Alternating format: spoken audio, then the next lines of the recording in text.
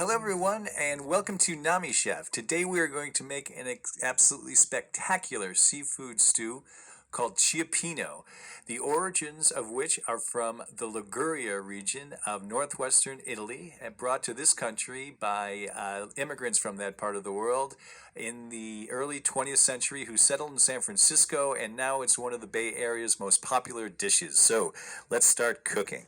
Here's our list of ingredients. I know it's a lot, but this dish is awesome, so it's definitely worth it. Here are the ingredients in living color.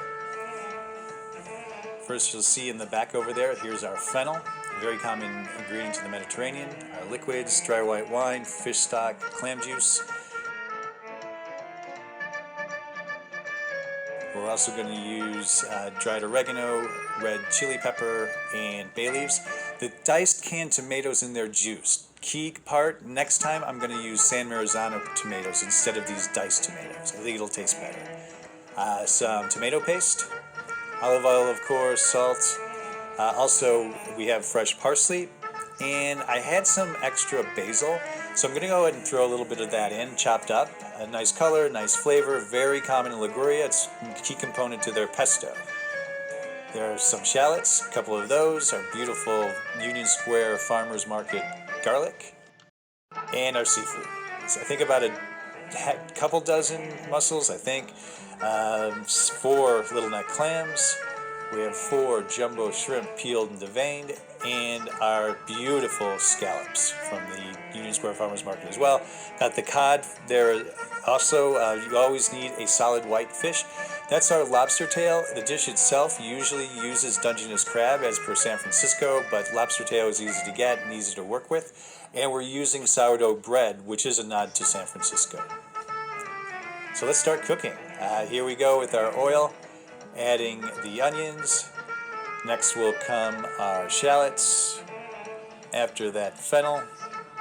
We want to sweat those a little bit, get them soft, translucent. In order to help that process, we're going to add some salt, draw some moisture out of those aromatics. And just give that a nice stir. And then from there we can add our garlic and our red pepper flakes.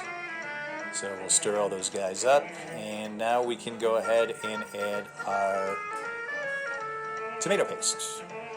Stir that in. It's going to make a beautiful color.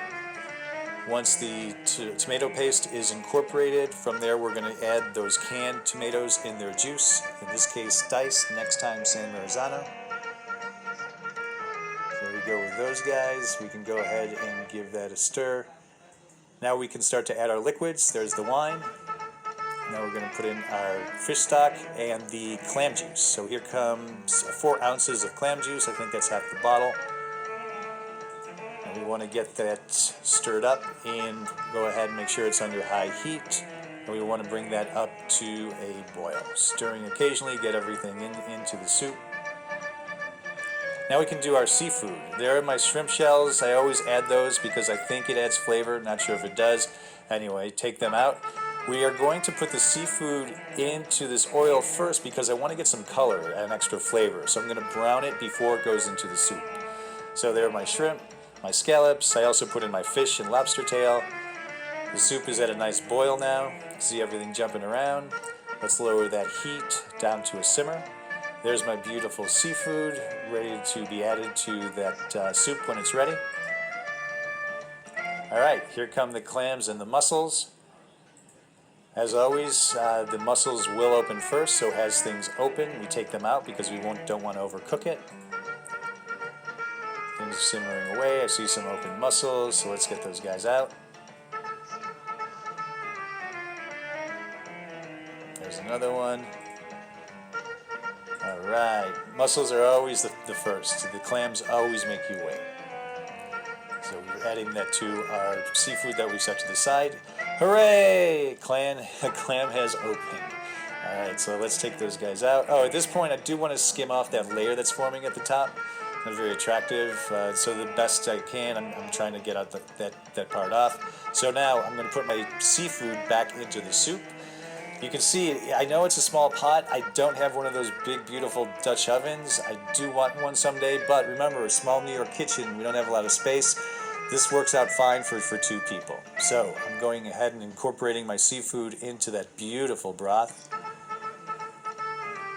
Now we want to bring things up to a simmer, so I'm going to go ahead and cover that. After a little while, there we go. It looks absolutely gorgeous. All those flavors are getting together. We're going to go and throw in our fresh herbs, our parsley and our basil, and mix those up for color, and also they're delicious. So I want to stir things up a little bit, get everything incorporated. Things are looking really, really good. So now we're ready to go to the next component of this dish, and some people say the most important part, our toasted sourdough bread. We're using sourdough because it's a San Francisco treat, so we're going to use it and put it into our soup. So let's toast it under the broiler. I buttered it. I'm going to go ahead and rub the raw garlic on it. I'm also going to go ahead and chop some of the garlic and throw it on. We like garlic in this house, and I'll throw on some parsley, some salt, put it under the broiler, and now it is ready to go into our beautiful Cioppino. There's the dish, seafood Cioppino with toasted sourdough bread. Absolutely fantastic. I highly recommend it. When you do cook this at home, please tell us about it. Give us some tips. Tell me what I can do better.